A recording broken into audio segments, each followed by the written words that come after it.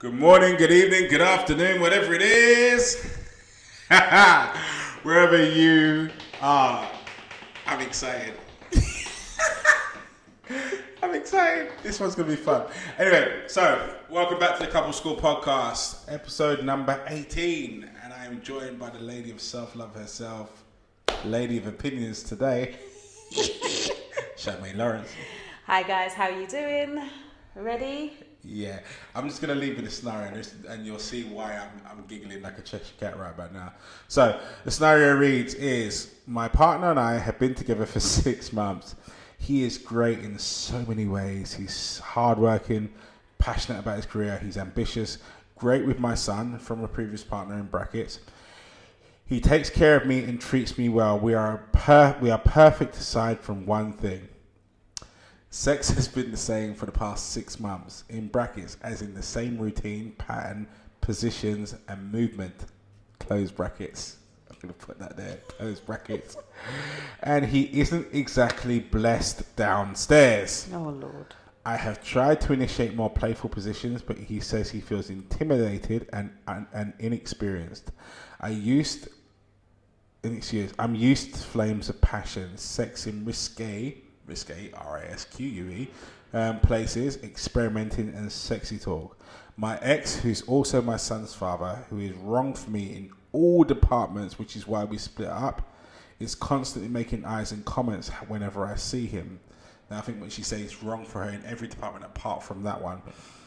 He was bad. Oh yeah, sorry. No, he was bad for me in every way, but he knows exactly how to take me and leave my head spinning. I love my life with my new guy, but the freak in me is aching to be let loose. What should I do, Charmaine? Oh.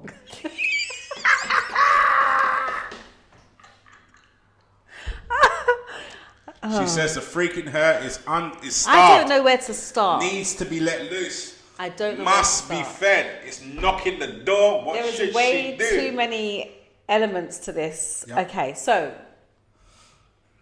firstly, there needs to be a conversation with her man about what's this nonsense about. I feel intimidated. I'm not experienced. Or what is that about?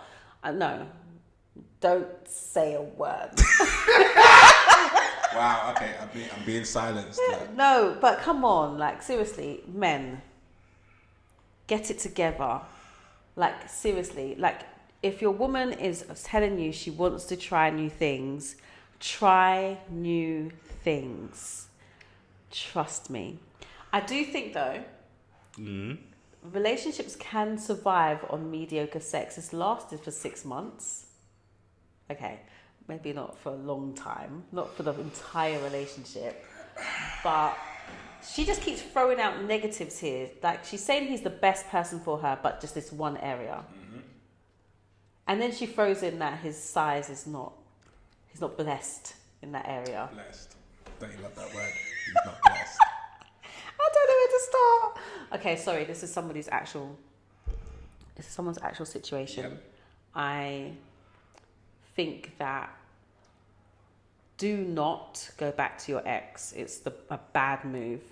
You need to have a conversation with your partner. He must be looking at Yeah, but he doesn't know though. He don't know that she's not getting it like that. I think he smells blood in the water. No, but he does smell blood in the water just because he wants to be able to say that he can take her from the new partner.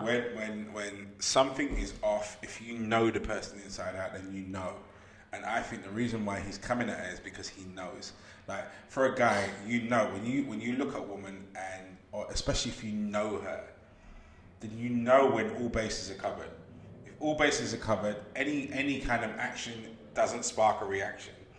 When she's not, you know, because you do something, you say something.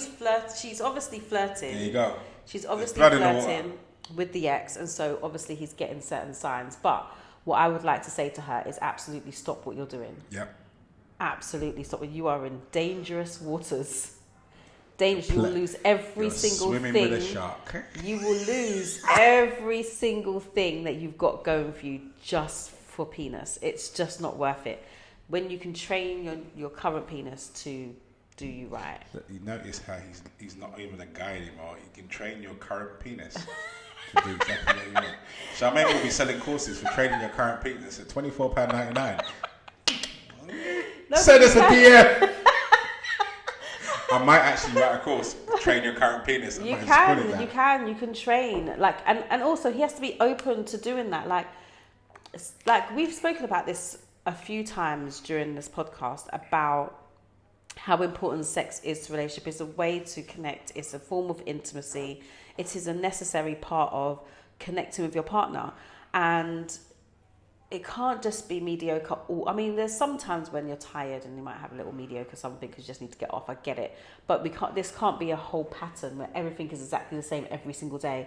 Okay, I'm going to roll over in the bed, I'm going to give you a cuddle, I'm going to squeeze this boob, then I'm going to put it in, and then we're going to moan, then we're going to go to sleep.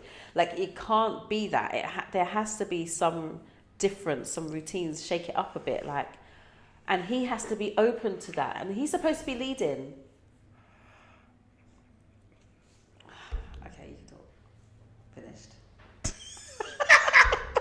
No, it's annoying me. It's actually annoying me. Okay, I'm gonna have to deal with this in bits. So you've been together for 6 months. I think that 6 months is the honeymoon stage. Well, I know you don't before like we honeymoon even stage. get into that bit, if someone isn't knocking your socks off inside of 6 months, then there's already a problem. And I think that's where a lot of this is stemmed. I think most people when I speak to them, they accept that in the first year, 9 months to a year, that it will be this roller coaster of sex in mad places, sex in the lift, sex in the thingy, groping in the taxi, all that stuff that makes Ed Sheeran and Boyz II Men rich beyond belief. And then it sort of tails down as the relationship gets older and more responsibilities kick in. What I get from this is her fear is that not for the right now, but for the later on, because if it's already hit this pattern at the 6 month period, where is it going to be in a year? In 2 years? Is it going to dwindle down to less frequent and even more mediocre stroke regimented? So there's that aspect of it. I think the bit that she's highlighted, all of these aspects that he's great at, I think indicates the fact that she doesn't want to lose him. Yeah. And she recognises that this is a relationship that should stand the test of time, and she clocks that there's only one area that is missing. The bit I think she wishes that he understood was how significant that area is. Yeah. You know, I think when we're taking a look at relationships, I think sex has a different level of importance based on the individual that's in. And sometimes we can get caught up into looking at that sex aspect of it through our own eyes, and therefore then grading it without really taking a look at it through our partner's eyes and grading it in accordance to them. You know? To some people, sex is something that you do to produce children. To some people, sex is something that you do when everything's all right, so they can happily go by for 3, 4, 5, 6 months, nothing. To some people, sex is a method of, it's a love language, so method of communication between partners, in which case they need it far more frequently. Now, it's possible for two people for different frequencies to be in the same relationship together, but it's not possible for two people with different frequencies to not communicate what those frequencies are and both frequencies be adhered to. In other words, the person that needs it very frequently that's with someone that doesn't need it very often understands they can't have it completely the way in which they want it, as in 5 times a week, but the person that doesn't want it as often as in 6 months recognizes that your partner's ideal frequency will be 4 times a week, so therefore you might want to substitute it down to 2, at least 1. So there has to be a compromise and a middle point in there. She talks about intimate and more playful positions, and she also talks about the fact that she's actually tried to lead something. Now, I would put this in there for any guy that's out there, and you might be in a similar situation, or woman actually that's in this situation, so we'll put it as person, gender neutral. If your person is now suggesting alternatives or suggesting ways in which you might want to spice it up, change it up, or what have you, then you really need to read between the lines and not read based on your fears. Your fear might be that you're going to be inadequate. Your fear might be that you haven't got much experience in that shape or in that respect, and they're asking you to do something that's completely out of their comfort zone. But I think what you need to read it is in not through your eyes, but read it through theirs. They need something from you. Now, it doesn't mean that you need to go all the way to what they're suggesting. So if they're used to swingers clubs, you don't need to go all the way to that kind of level. But you need to recognize that if they're used to or they need their sexual appetite is that where they need it in more abundance and more variation, so they need that spontaneity of sex, then you can take the need and apply it in your own way. So if you're not comfortable doing the let's fumble around in the lift or the cab Uber driver on Uber car on the way home or what have you, but take what they actually need. The need that they need is the spontaneity. What they don't like is the routine. So create spontaneity in your own way, whether that be, I don't know, Dungeons and Dragons, games of strip chess, I don't know what it might be. But understand the need behind the request, not the request by itself, I think is what I'm trying to say in that respect. I think what stands out a lot for me is him saying that he feels intimidated and inexperienced. Like, where does that come from as well? Like, I would be pushing for more information on that. Like, I'm not going to just stop with this conversation of, oh yeah, I'm inexperienced. Well, so we're all inexperienced at some point until we become experienced. Exactly. And the only way to become experienced is to practice. Let's try it. Let's see how we go. See if you like it. See if you don't like it. And that kind of thing. And all this idea of being intimidated because, and I think that's intimidation maybe because she's approaching the subject or whatever it is kind of thing. But I think so. You know, and I don't even think when she even mentions he's not blessed down there, I don't even think that's the issue. She's not even talking about frequency. She's talking about it's just boring. Mediocre. She's just saying it's boring. It's the same all the time. She's not saying I'm not getting enough. She's saying it's just mediocre. I think you're right, and I think she's added the blessed down there's part because of the ex that's probably she's bigger comparing. than him, and she's comparing between the two because she's not getting what she wants. And I will add that in there is because she's not getting what she wants. Everything else in this instance indicates that if he was at least willing to try, we would not have got that message through. Yeah, I agree. Right? I think she's pining out of sheer desperation here because she doesn't want to lose what she's got. But this is very, very important to her. And I think if you are listening, if it's you that wrote it in and your partner sat next to him, I think you probably need to give him a nudge to let him know that this is what's what, so that he understands what I'm about to say next. Like, this is crucial for her. Crucial. This is relationship breaking stuff. Yeah. And it's one thing your relationship ending because of something else that's happened. It's another thing your relationship ending because of something that you didn't do but you were told. That's a very different circumstance. And I get that you might feel inexperienced, and I guess that you might feel inadequate, and I also get that you might feel slightly intimidated because your woman's coming at you with things that are out of your perspective, and you're probably looking at this going, okay, well, what has she done with other guys, and you're now focusing on the other guys that were there before because you think they're more experienced than you and what have you, and that they've done more things with her and they're able to show her and you can't take the lead and all that jazz. But what I would say to you is understand this: she chose you. She chose you, and she's still choosing you. She wants to be here, and she's happy over the moon with everything else, but this is important to her. So understand this and see it through her wants, not your fears. Like, she wants this relationship to be whole. In order for it to be whole, you need to hear her and be willing to do the brave bit of looking at what it is and finding your own way of giving her what she wants and what she needs, and understand it's what she needs. So you can't hide behind this, I'm inexperienced. I'm sorry, but who cares? Like, really, truly, it's a choice of, do you want her or do you not? Do you want this relationship or do you not? Because that's what you're approaching. You're not there yet, granted. But if you carry on giving her this monotonous sex, whoever Del Rey ex-boyfriend is is about to give her what she needs, and then that will be the end of what you have. So, yeah, pay attention, fix up, and let's just get past it. She's even giving you what she wants. She's talking about she wants sex in risque places. She wants to experiment. She wants sexy talk. Call a woman up on your lunch break and just talk dirty to her. Like, if you don't know what to say, Google it. There's plenty of them out there.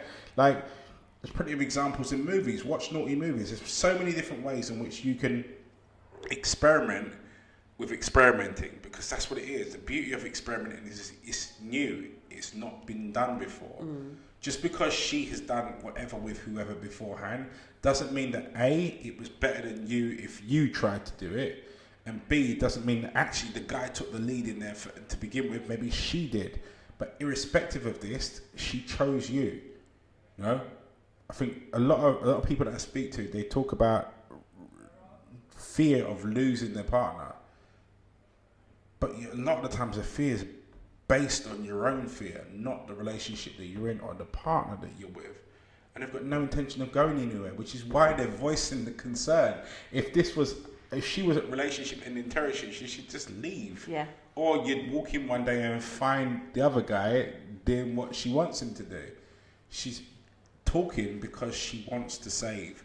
She's talking because she wants you.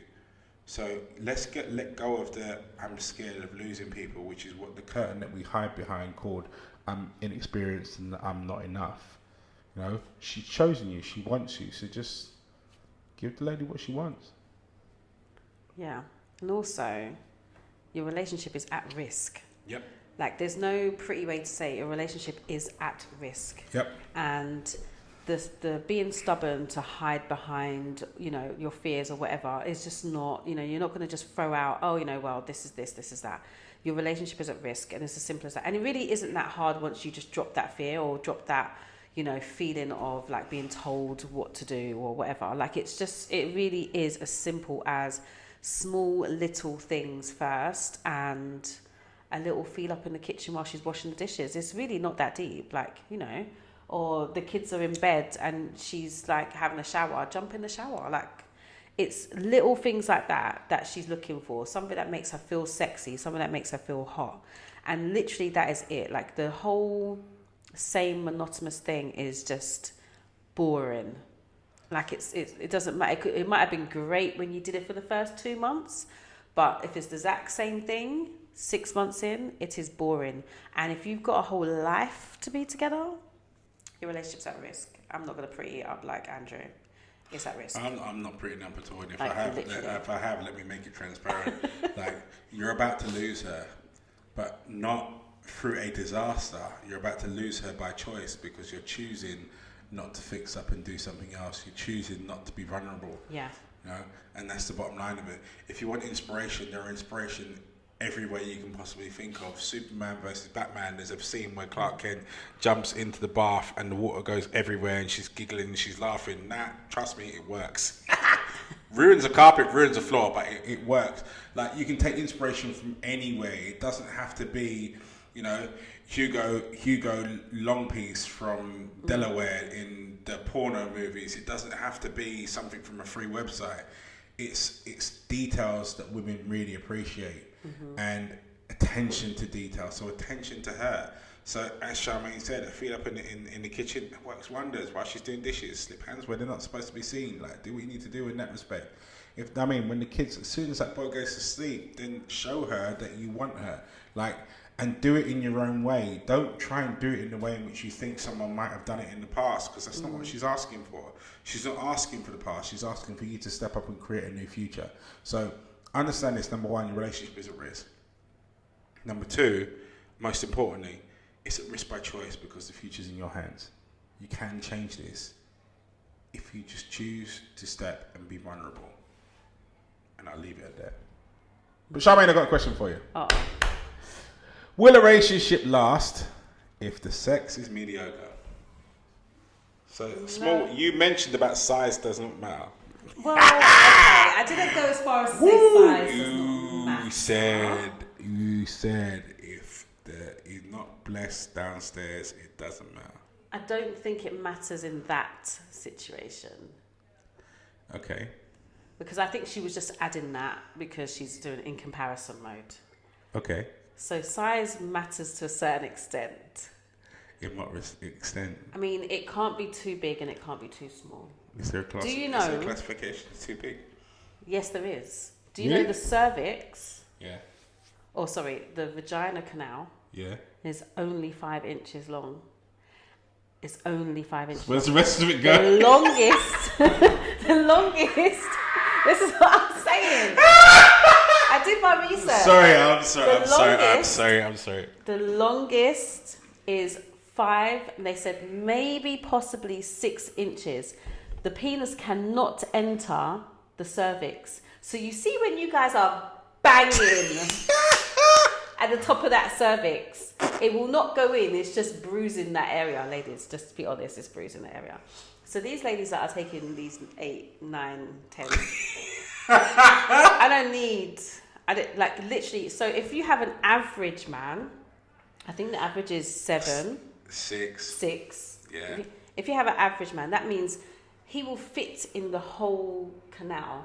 The reason that you guys that are bigger, like, you know, because Andrew reckons, you know. I'm saying. Karen, we'll talk later. But you know, Karen, you know. What I'm gonna say is, Karen, baby, you know. No. So for those that are over the average size, you think that it's all going in, but it really isn't. It's just the position you're in makes it look like it's going in. It's all going in. But it disappears. It disappears. It disappears. It looks like it is, but it's not. The angle you're at makes it look like it is. But if you had a camera underneath, you would see that it's not all in. 2 inches are out. Trust me, I'm being serious. Well, then things are moving to enable things to be moving. You're overstretching the area. Well, well. Anyway, my boy ain't the cold. That's what like I'm saying. I was saying. Yeah. Just in case any under 18s are watching. I don't care. This to be an education for you. Like I was saying, size. It doesn't have to be too big. It doesn't have to be too small. I mean. Like too small. I mean, there is a too small. There is a too small for some people, but everyone, you know, there's some women that's canal is maybe 3 inches, so you're good to go, small guys. I'm just saying, if you get the right partner, you get the right partner. So size doesn't necessarily matter. It matters to me, babe. I got you. But not for everyone. But not for everyone. I believe in making your house your home. Girth matters. Make it fit. Length doesn't necessarily matter. Girth matters. I'm just saying. I can't remember the lyrics to the 50s song right now, but it basically says, you know. Girth matters. Ladies, come talk to me on couple school after school. No, it depends on the woman. An average size is fine. You should be able to work well with an average size. There is such a thing as too small, and there is such a thing as too big. Sorry. Crashed my cup at the too big bit.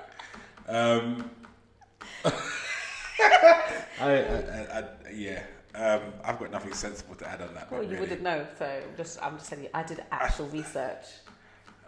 I've got actual research, I just can't name it because it names names. Yeah, I get the whole thing about the canal and size of things and all the rest of it. And I think,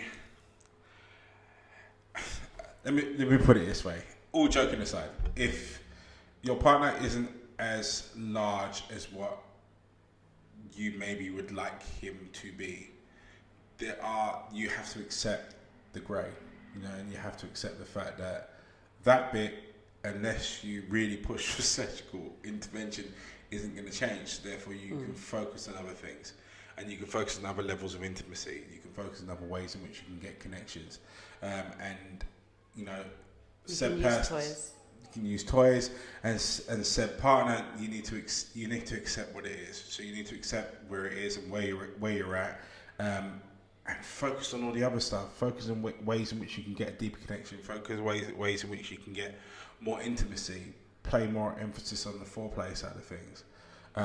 Let's flip it around on the other side of things. Ladies, if you bump into a guy that's, you know, I don't know, Big Daddy from wherever, that's thing so large it's about to destroy your insides, then again the same rules apply. Like, have a conversation between the two of you, to what have you. Going back to the original question, will a relationship last if the sex is mediocre? Depending on what your definition of mediocre is, and I played about on the size and girth side of things because it's quite funny to go into that side of it. But if we take the conversation back to what the conversation is, and go, if the sex is mediocre, because there's different ways in which sex can be mediocre. You know, it could be the same routine, like we're talking about here. It could be that someone just doesn't try. It could be that someone doesn't initiate. It could be that someone sticks to the same rhythm all the time and doesn't vary. You know, it could be that, you know, someone, and the thing is, like, someone isn't willing to change. Whatever mediocre is for you, I think you're in dangerous territory at that point in time, because I think the grass definitely will be greener, because it deals with the primary initiator in the relationship. And that's why I say it's dangerous. Lust is the start of all relationships. We all see each other as strangers and go, I would love to be inside or have someone inside, whatever the situation is. It's the beginning, it's the flourish, it's the fireworks, it's the spark, it's all of that. So when that bit isn't hitting the mark and that hits a miscommunication, that's where the conversation sounds louder, the subject sounds louder, because it carries a lot more weight, because of it's the start of all things, it's the origin story. So when you hit a situation where the sex is, even before we get to mediocre, the sex is disappointing, it's not up to scratch, it's unsatisfying, leaves you unsatisfied, then you and your partner need to have an emergency conversation and understand what the situation is, because love will carry you so far. I firmly believe that. But without the lust aspect of it, then you're just good friends. And that leaves it open for a lover. So bear that in mind. Agreed. Yeah, bear that in mind. Completely agree. So I'm gonna leave it at that. So that's us for this week. No doubt Couples Quarters is going to be a very interesting place to be. So please don't miss it. Tuesday at 8:30. Thank you guys so much for watching. We have so much fun recording these things and discussing these subjects. And yeah, it really allows us to. I hope you guys are finding it useful. I hope you guys are finding it useful. The comments certainly indicate that way, and the stories that come in certainly lead that way. So I'm hoping that we're providing not just a point of inspiration, but also a point of counsel and a conference and coaching. So leading on from that point, as I said, don't forget that both myself and Charmaine are coaches. We don't just get on this podcast and just chat because we've had interesting lives. That we have, but we are qualified coaches. So if any subjects that we do touch on hit a personal note for you, or something that you want to delve into, or something you've experienced that you want to talk about, then please either reach out via the Couple School page or drop us a DM independently, and we will definitely hit you back and get back and sort out a personal service, circumstance, consultation with yourself, just to discuss how you move forward. We'll be back next week, 12 o'clock, same time, same place. I'll leave Charmaine to sign us out. It's me out. Stay strong, stay focused. See you later, guys. Peace. There you are.